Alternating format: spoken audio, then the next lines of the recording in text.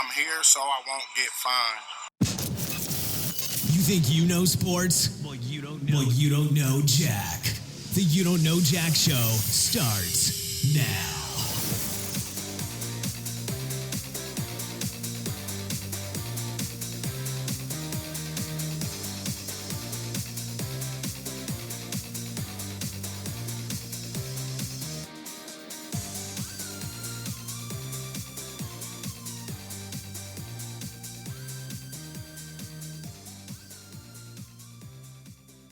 Hello and welcome to the You Don't Know Jack Show with Jonah Hello. and myself, Carson. Today, Aaron will be joining a episode 9B, we'll call it tomorrow, where we will go over NFL predictions, talk college football, and talk a slight NBA news topic for tomorrow. So anyways, welcome to the show for today. Today we will recap NFL, and we will do one for one. It's where we pick one game, and we have one question. Sometimes there's more than one question about each game. It might be about the same team or the other team. And at the end of the show, we'll have a big announcement for you guys that will be starting in a couple weeks here. So, Jonah, let's get into it here. Cowboys beat the 49ers. It was pretty close for the most part. The Cowboys were able to come away with the win. What did you think? Yahoo! I think obviously a win's a win, but the Niners got off to a way better start, and that should not have happened. On the Cowboys defense, like they shouldn't have let up those points at first, because then Dak had to do more work than he has pretty much ever done.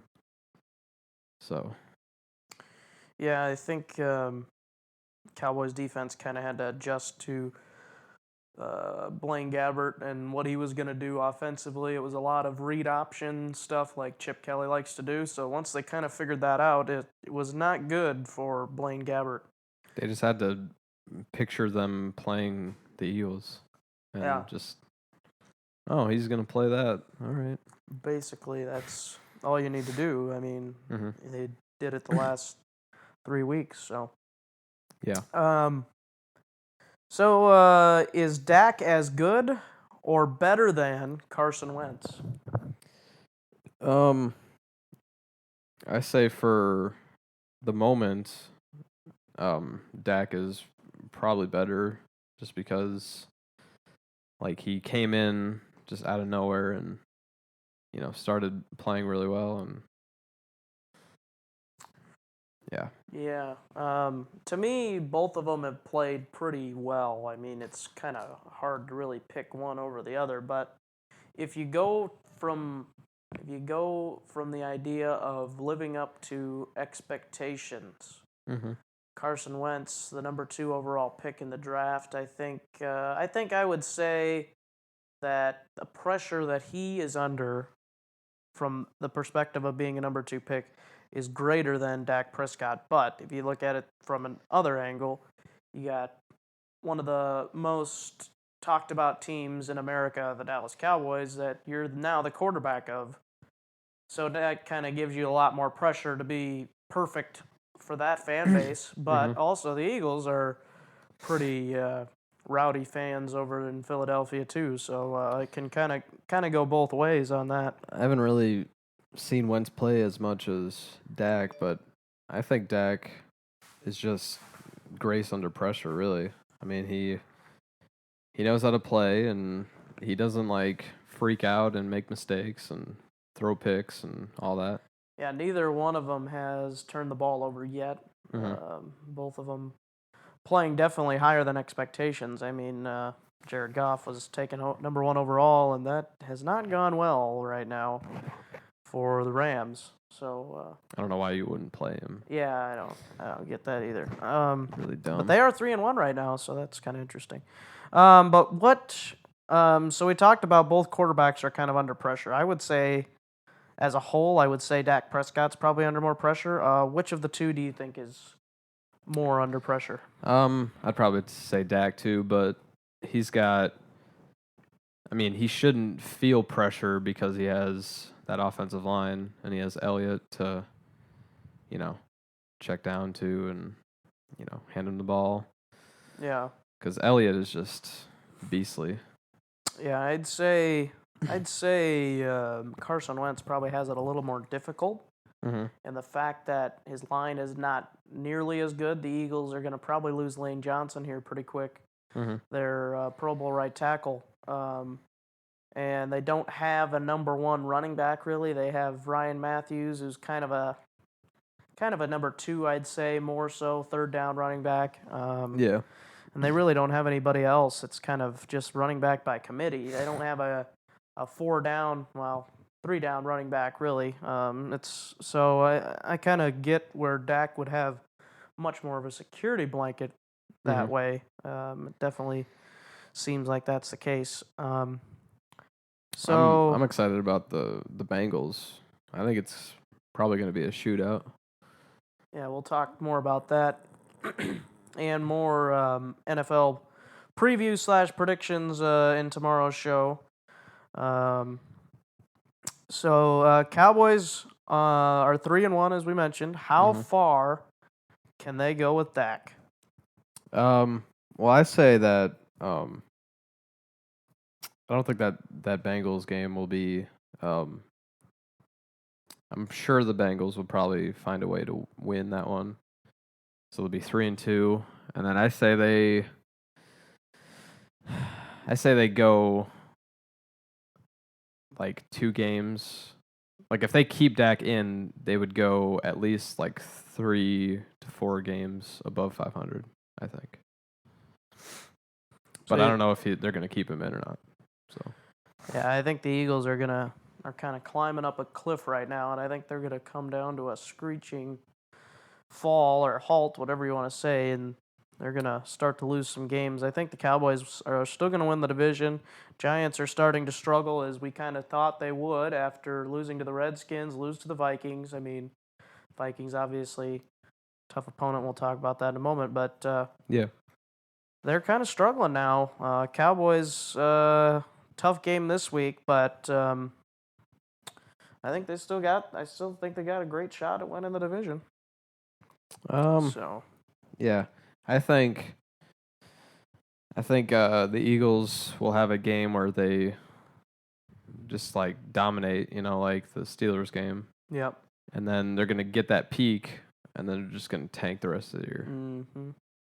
I don't know if it'll be the rest of the year, but I think I could see them going. Still, I could see them going like 8-8 or 9-7 and falling short of the division. They're gonna kind of start seeing Wentz struggle a little bit, and their defense I don't think is very good. I think they got a decent to pretty good line. Their secondary is all right, especially the safeties are good, but linebacking core I'm not really sold on. A couple of the corners I'm not really sold on, so definitely that defense has played well so far, but I think they'll start to struggle here eventually too. So is Romo the better option when / if he returns? I say if. When is he like projected to come back? Probably middle of this season. So let's say he comes back week 8 or week 7. Do you play him or do you play Dak? Let's say the Cowboys are hovering around 500, maybe one game over 500, and Romo's back. What do you do?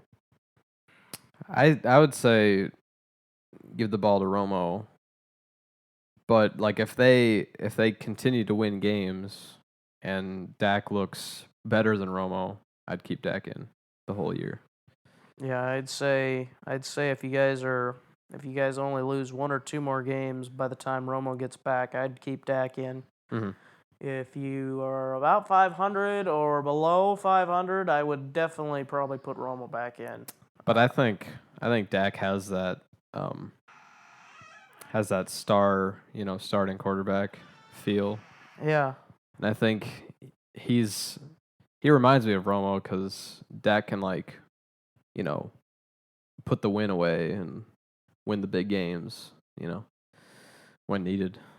Like he hasn't had to come back from like a huge deficit like Romo has to usually. Yep. And he's without Dez, but he's been using like Beasley and Butler and Witten like way more than Romo ever has. Yeah. Yep. So we will take another quick break here, our first break of episode number 9 here. And then when we come back, we'll talk Vikings Giants, excuse me. And then we'll take another break and get into some 1-for-1 after this. We'll be right back. Do you like shopping on Amazon? Well, now you can do it by helping the show at the same time. Go to the website youdon'tknowjackshow.com and click on any of the Amazon links, and then you can bookmark it. And every time you shop on Amazon, click the bookmark. It's the easiest way to support us without any extra cost to you. Now back to the show. And welcome back to the You Don't Know Jack Show with Jonah and Carson here today. And the Vikings beat the Giants in another defensive gem by the Vikings. Another 10 points allowed by the Vikings. Jeez. And it has been nothing but greatness from the Vikings defense, basically. Another interception. Xavier Rhodes. They did not sack Eli Manning, though. He got rid of the ball like 2 seconds every time. But the pressure was definitely felt because there was numerous times when he threw the ball into the ground, basically, just to get rid of it. So, is Odell Beckham the reason the Giants have lost their last 2 games, Jonah? What do you think? Well, I'd say that the Giants played, pretty. The Washington defense isn't that good, but it's a divisional game, and Washington usually, I don't know. It seems like Washington has the upper hand in divisional games. I don't know why, but like they win some and then they lose some, depending on who it is. And the Giants haven't been really that good to begin with, and I don't think you can narrow that down to one player. Yeah. It could be Eli, it could be their defense, it could be just the Giants as a whole. And let's not forget, they won their first 2 games by a total of like 5 to 6 points, I'd say. Yeah, that's weird. And Such so they low- have won some really close games against a not very good Saints team. Cowboys, but last year, Cowboys team that was still kind of finding their rhythm. yeah. Just trying to find their identity as a team. I mean, you look back at the Saints Giants game last year, and you look at this one. It's like it's like the polar opposite, basically. yeah. It was high scoring, and this But one ended up that's- 16-13. That's the thing, though. The first game that they played last year was bad defense. Yep. The game that they played this year was bad offense. Yep. So. Mhm. So yeah, I would say Odell Beckham is costing his team chemistry. I don't know if it's costing them wins right now. Could it eventually? I think it will eventually cost them wins if he Does continues. Does he not want to play for the Giants, or what's the deal with that? Well, he just is so emotional on the field. Like he is. And he basically thinks everybody's against him. Like, that's basically what he sounded like at his press conference. So it seems like to me that he is just losing it right now. His cool. He's not playing for the team. He's basically just playing for himself, it seems like right now. Mm-hmm. That's not a good thing to do. So, unless you play really well. Yeah. You're like, okay. So Xavier Rhodes had the interception, as I mentioned, versus Beckham. He covered him for a majority of the night. Some Vikings, other Vikings cornerbacks got in on him a little bit, but only 3 catches for Beckham, under 40 yards receiving. That's the career low for Odell Beckham. See, and another thing I think is the problem with teams nowadays, they like the Cardinals with John Brown, like they don't throw to their stars and they lose and they're like, well, why did we lose?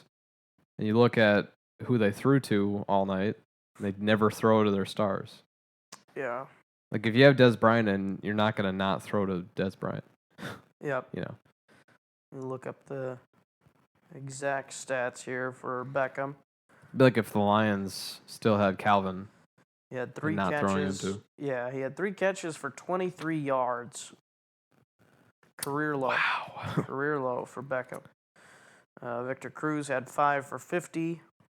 Sterling Shepard had 4 for 30. So keeping that offense keeping those 3 wide receivers under 100 total yards receiving, yeah, that's pretty good. They did allow Paul Perkins and Bobby Rainey and Will Tye some good yardage, but again, except for like one drive, the Vikings defense basically shut down the offense for the Giants.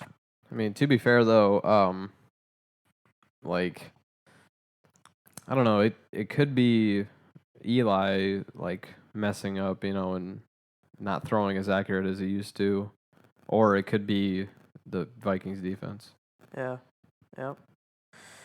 So you never know.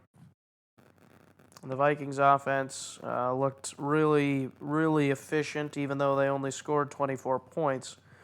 Bradford, again, 26 for 36, 262 yards, 1 touchdown, no interceptions, sacked no times. Jeez. Had a 40-yard completion to Charles Johnson. He's playing at rookie level. And a 35-yard completion, and a 30-yard completion to Charles Johnson, I think it was. So Charles Johnson coming up with a couple of big catches, and Kyle Rudolph, 5 catches, 55 yards, and a touchdown. Mm-hmm.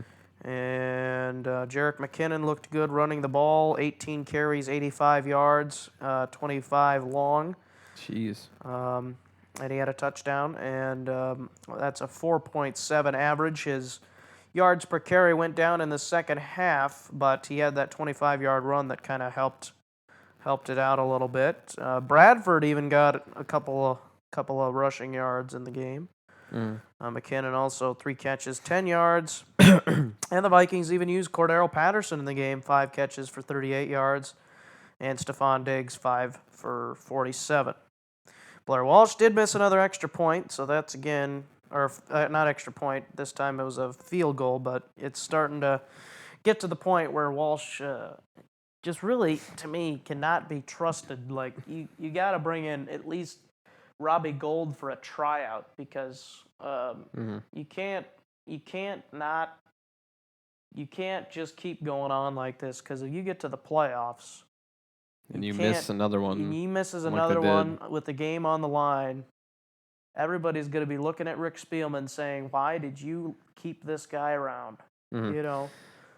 See, yeah. For the next question, I was going to say that I'm not sure if they're necessarily better without AP, but like you see AP, or you saw AP like try to run, and I don't know, you can kind of tell he wasn't, he's getting up there in age. So, Yep. I mean, he looked like he was struggling quite a bit to find openings, and like he used to be able to. Yeah.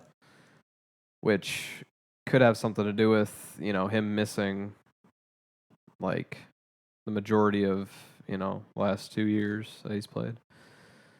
And, Yeah. yeah. I think the Vikings offense has looked a lot better as a whole without Adrian Peterson, because you don't have that burden of having to give Adrian Peterson 25 to 30 carries a game, because he's a guy, when he's in the game, you feel obligated, and he'll make you feel obligated that you need to get him the ball, because he'll let you know at the end of the game, hey, I didn't get the ball enough. I think he is that kind of guy. He is more about getting the carries, and that's why the offense is doing well, because they don't have that burden of giving Peterson that many carries.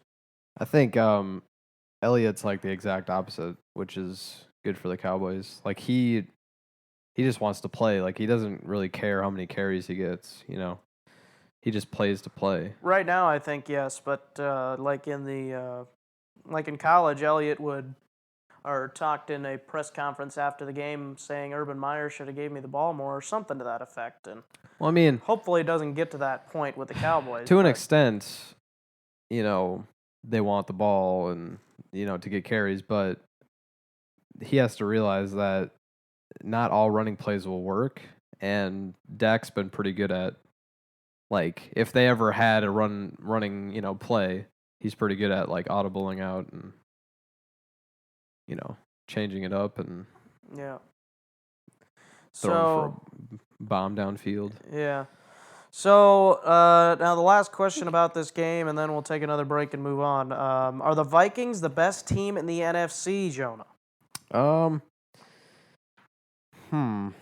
That's a tough one. I'd say they are in their division for sure. Yeah. But yeah, I don't know. That's a tough one. I don't know. Who would compete? With the Vikings. Yeah. You could maybe say right now Seattle. Maybe they're 3-1. Mm-hmm. Tied at the top of the division in the NFC West. Seattle looked pretty second place because the Rams beat them in a head-to-head. Somehow Seattle came back, but they weren't looking very well. Yeah. In the beginning. You could say Philadelphia, possibly. They're 3-0 right now. Had a bye week. Packers 2-1. Vikings already beat them, so they've proven they can beat them. It's just a matter of if they can beat them again. That was a defensive game. For sure. Yeah. So I would say as of right now, the Vikings are easily the best team in the NFC. If you look at the teams that they've beaten, at least on paper from last year, you've beaten the Panthers, you've beaten the Packers, two teams that made it to the playoffs, divisional round for the Packers, Super Bowl obviously for the Panthers. Obviously it's a new year, but Giants, who have looked all right, they beat them in a defensive big game again for the Vikings. Titans are not terrible, but they're not good.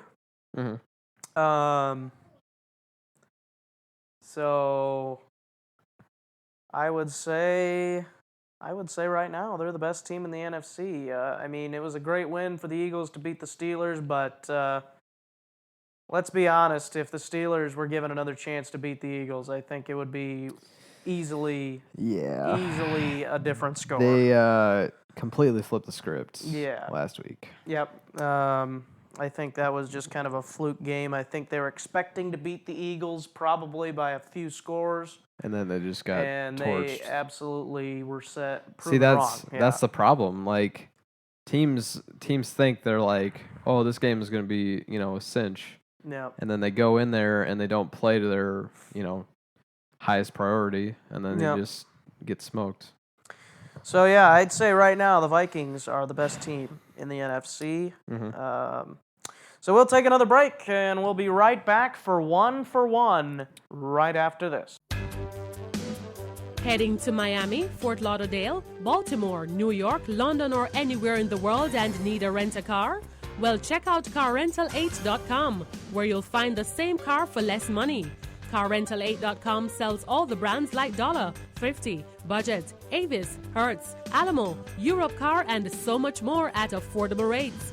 We'll beat any price by a minimum of 30%. So check us out online at CarRental8.com or call us at 1-813-343-8138. That's 1-813-343-8138. Use the promo JACKSHOW5, that's JACSHOW5, to get 5% off your next car rental.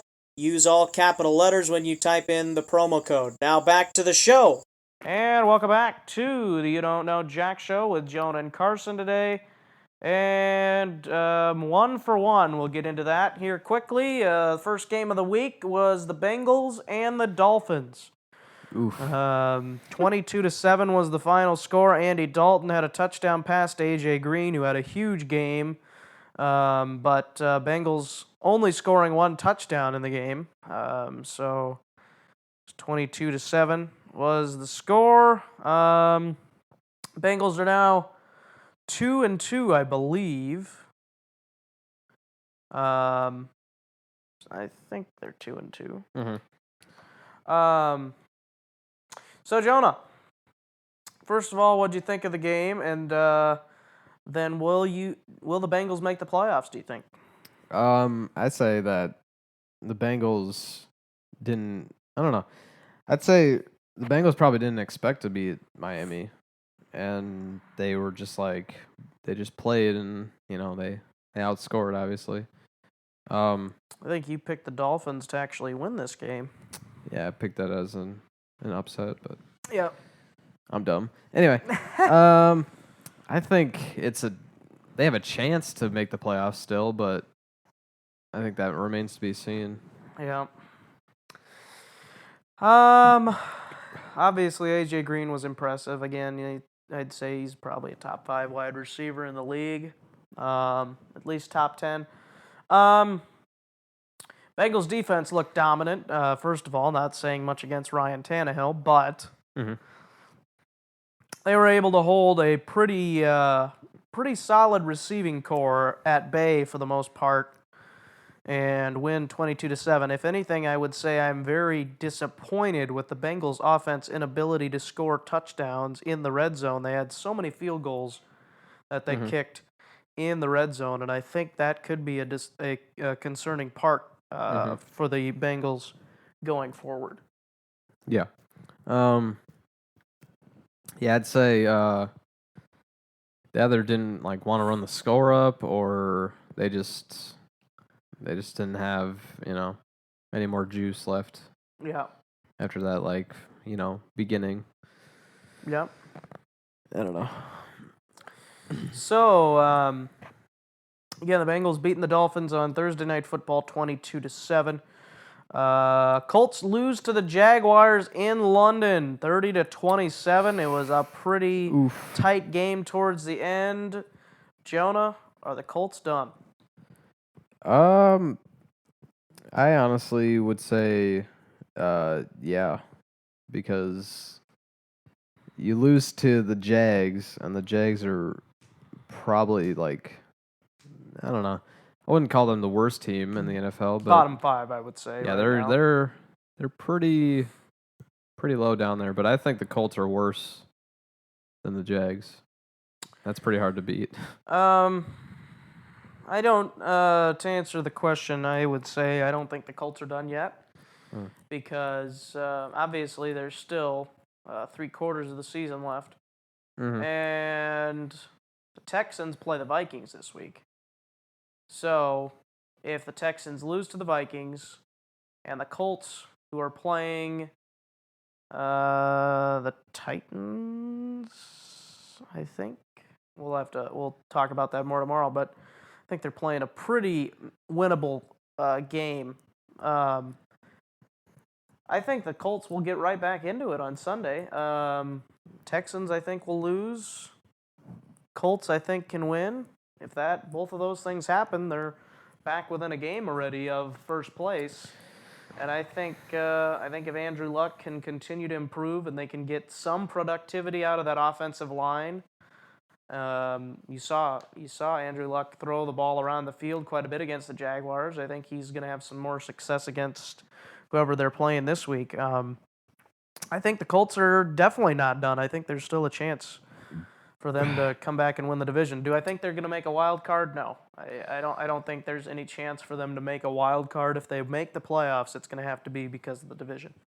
Yeah. I'd say their defense is just not, No, it's just very not good right now. good, and you have to have at least a decent defense, because there's no way that you lose to the Jags with a really good, defense. Yeah. So, moving on, the Falcons record a huge win over the Panthers, 48-33. Julio Jones going off for 300 yards, 12 receptions. Only one touchdown, though, which is pretty sad when you have 12 receptions, I think. But huge game for Julio Jones, unfortunately for Jonah over there. I hate Julio Jones. He's the worst. But is Julio Jones the best wide receiver in the NFL right now? I'd have to say so. I mean, Matt Ryan really has nobody that he like throws to more than Julio. Yep. And he does it right. Like he throws to his star like almost every play Yep. that he passes. So Yep. and I don't know. I think the Falcons might be having a Panthers year. You know, like they're just gonna keep winning, and then next year they're just gonna fall like they have been. Yeah. Matt Ryan, I think, has been playing at an MVP type level.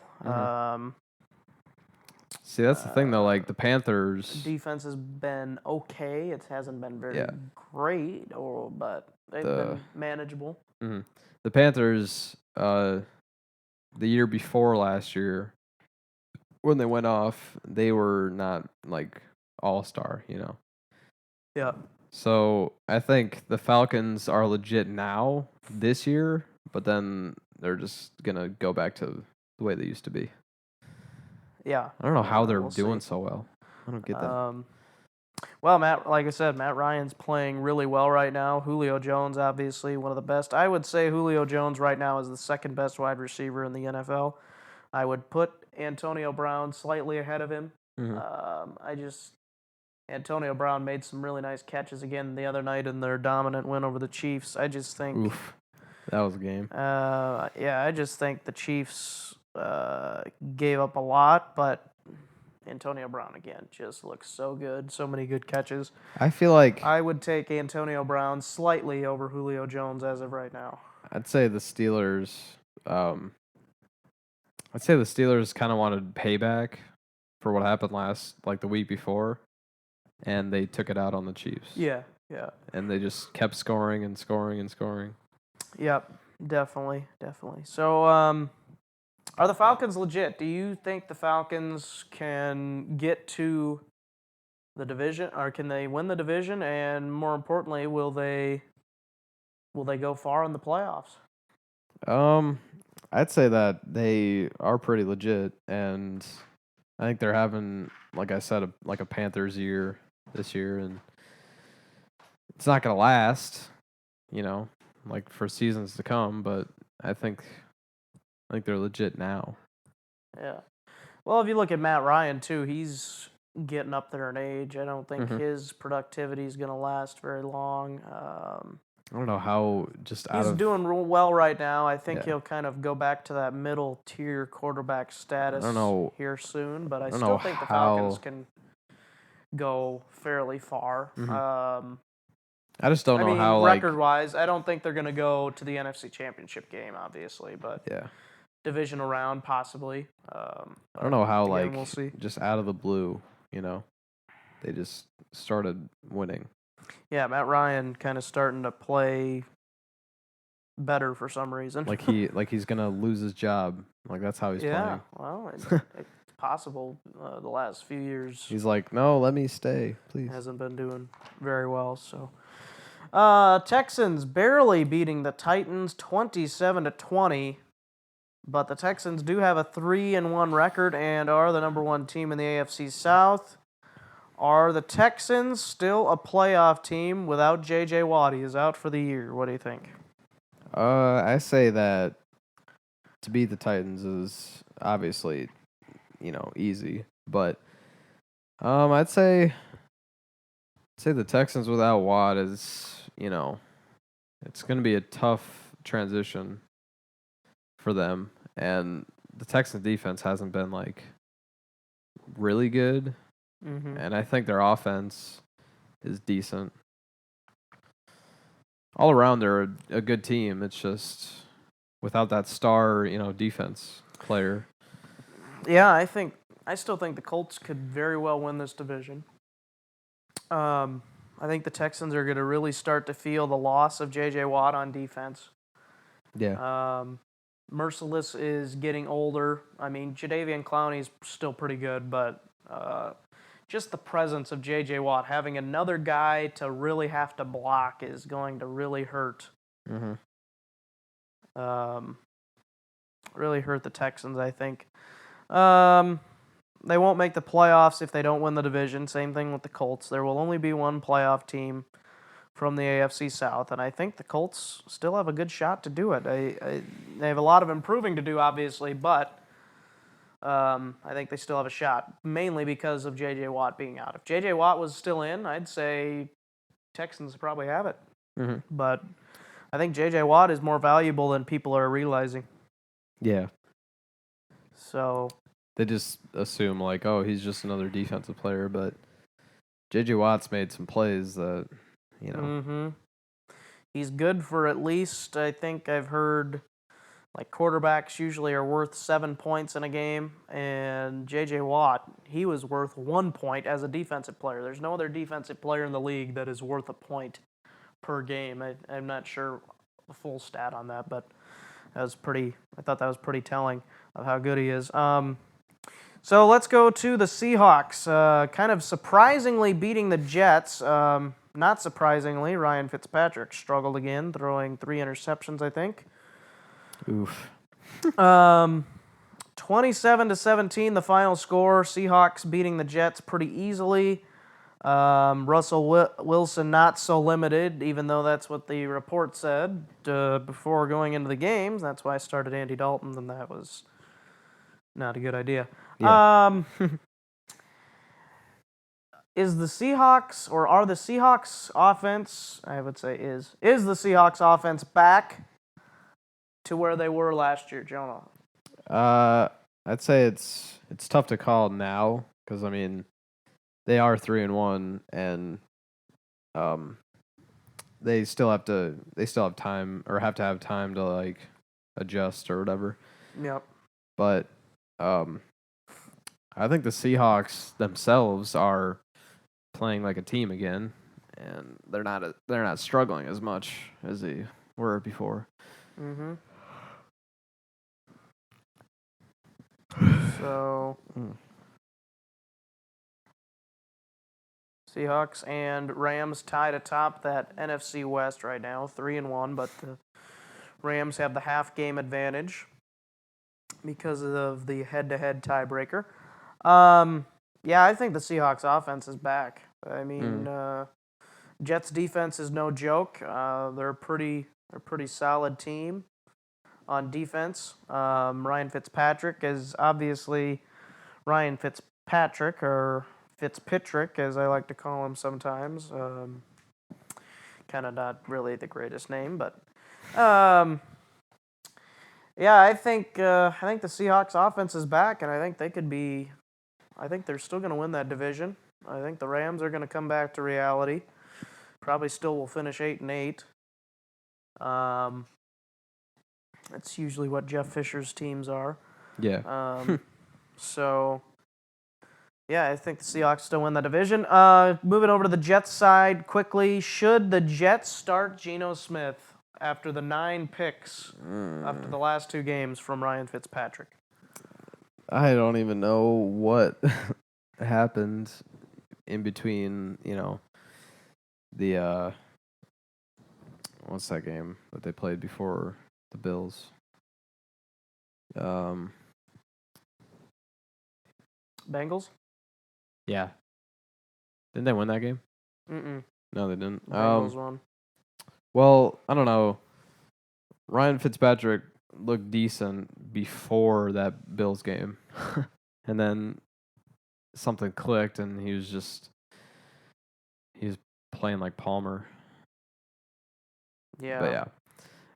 I'd say if he plays as horribly as he has, then I would start Geno because that's pretty much your last hope. Fitzpatrick has 1,012 passing yards in 4 games. That sounds really good. But then you look at this. 4 touchdowns, 10 interceptions. Jeez, 57.6 passer rating. Sounds like Sounds like Eli last year. It's not been good for Ryan Fitzpatrick. I think at this point, what do you have to lose by starting Geno Smith? I mean, I don't think he's going to be 9 interceptions in 2 games bad. Yeah. I mean, you have to be really bad. I mean, some of those, yeah, they were maybe tipped or whatever, but 9 interceptions in 2 games, I'd say the majority of those are on Fitzpatrick. I think they need to start Geno Smith like now. Yeah. Otherwise, I think the Jets could end up not making the playoffs. Mm-hmm. And I thought they were pretty easily gonna be a wild card team this year, but does not look like that's the case right now. The way they've been playing the last 2 weeks. Mm-hmm. Yeah, I don't know. Like, they were decent, and yeah, they're bad now. So yeah, we'll see how the Jets do. I think again the Seahawks are probably still gonna win that division. Rams will come back to reality. Buffalo blanks New England 16-0. It's the first time New England has been shut out at home since 1993. Mm-hmm. So the question is, 3-1 record with Brady coming back after his 4-game suspension. Is that impressive to you, or is that pretty much expected? I'd say it's pretty much expected. I figured they would, lose some momentum going into the Buffalo game, because without Garoppolo, it's kind of tough to come back from that. You have to play your third string. Yeah. Yeah. Well, before we even got into the season, I thought that the Patriots would go 2-2 or 3-1 with Garoppolo or whoever, Brisket, as some people call him. I did not think at the beginning of the year that they would go 4-0 without Brady, but I didn't think they would go under 500 without Brady either. I was kind of stuck in the middle on that one.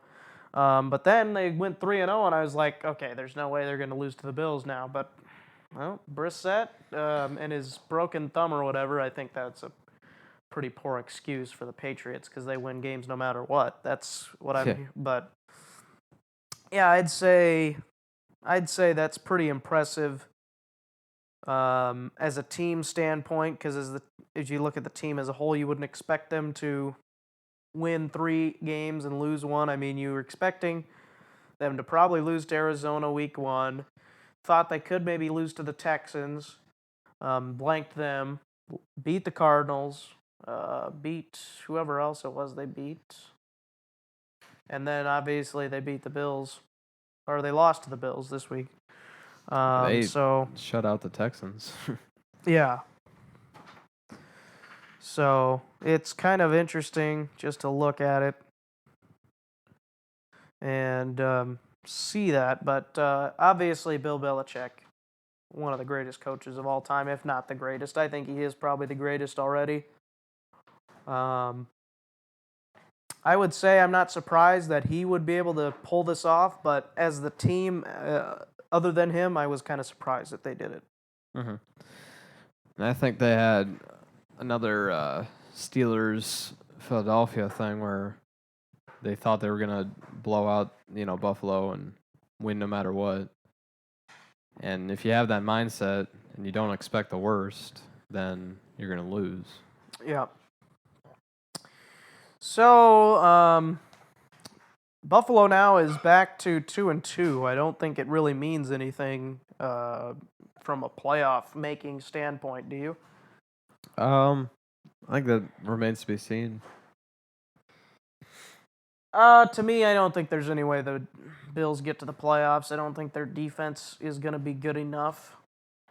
Even though Rex Ryan is a defensive coach, I think they're going to come back to reality too. And I think the Bills will probably be around 7-9, 8-8, somewhere in there. Mm-hmm. Miss the playoffs. I think obviously the Patriots have the division already.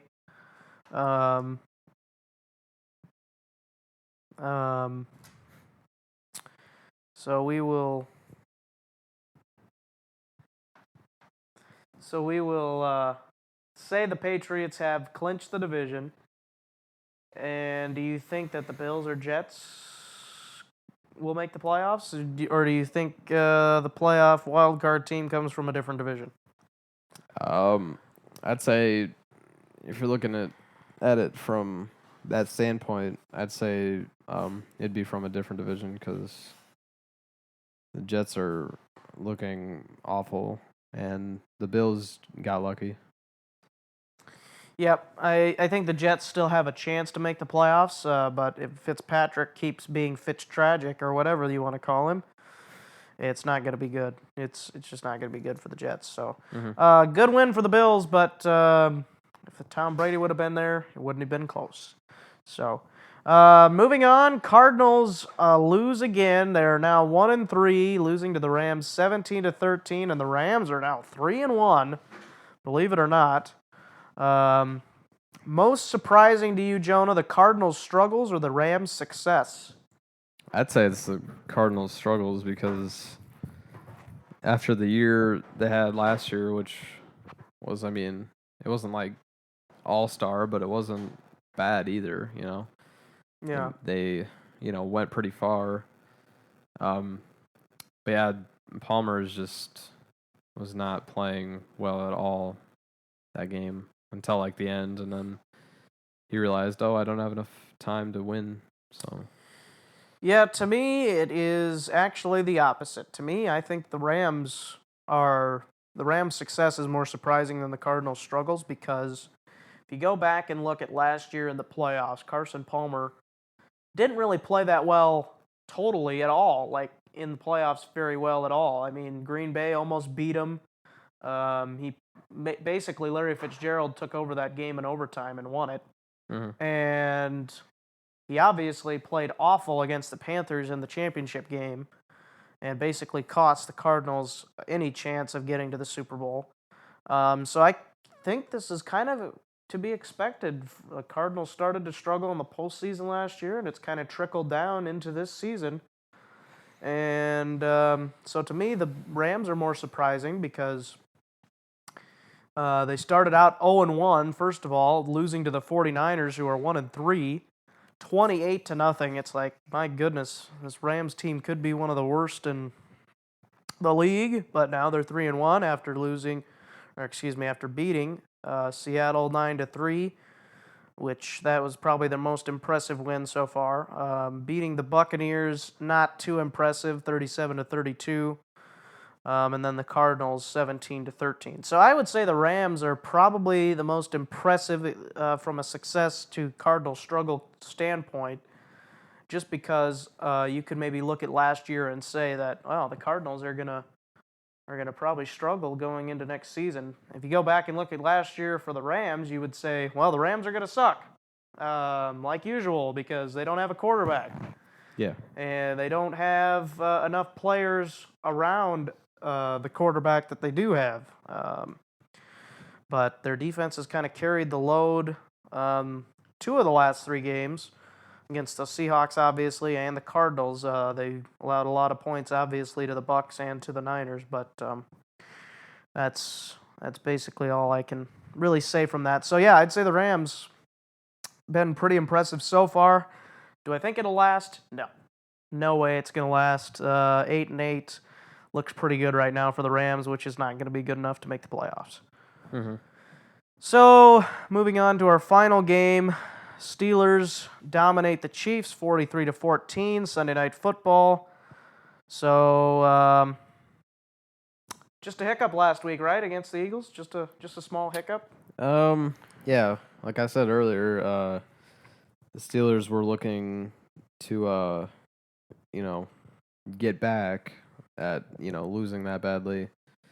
And they took it out on the Chiefs, and they just kept scoring and scoring, like the whole game pretty much.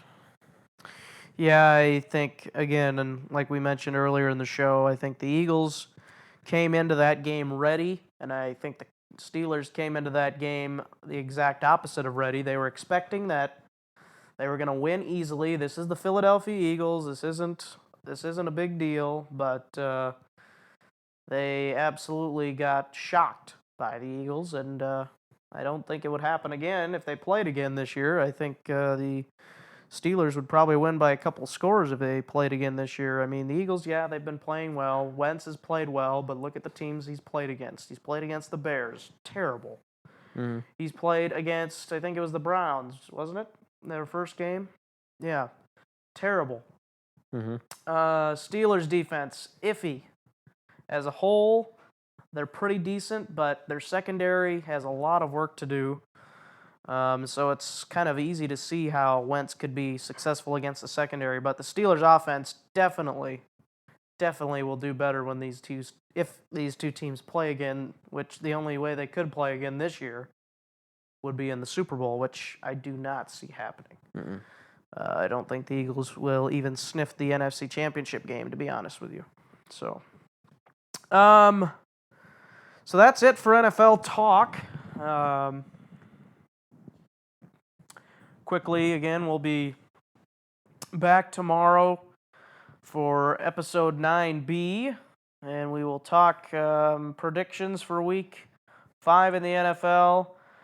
We'll talk a little college football wrap-up from last week, and we'll do Ludicrous or Legit, NBA news, and we have an announcement for you. Dun, dun, dun, dun. Can't find it. Can't find it.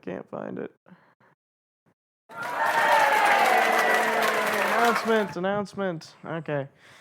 That wasn't what I was looking for, but anyways. So the announcement is we will be having 2 episodes starting the week of October 17, 2016. It will be 1 episode of football talk completely, NFL and college, and 1 episode of basketball talk, NBA and college. The football episode will be 45 minutes to an hour, and the basketball episode will be 30 to 45 minutes. And in the first basketball episode, we will talk about opening night in the NBA. Again, that'll be the week of the 17th of October. We'll talk about the Cavs, we'll talk about the Warriors, and those 2 games should be good, or should be interesting anyway. It'll be the Knicks and the Cavs, and it'll be the Warriors and the Spurs. So we'll talk about those 2 teams, or 2 games, 4 teams, in that episode, the first episode of just NBA. And so yeah, and we'll try to keep things shorter in the basketball episodes, and we'll try to even get things shortened down a little bit in the football episodes. So then you guys get a little bit more freedom of what you want to listen to when you listen to the You Don't Know Jack show.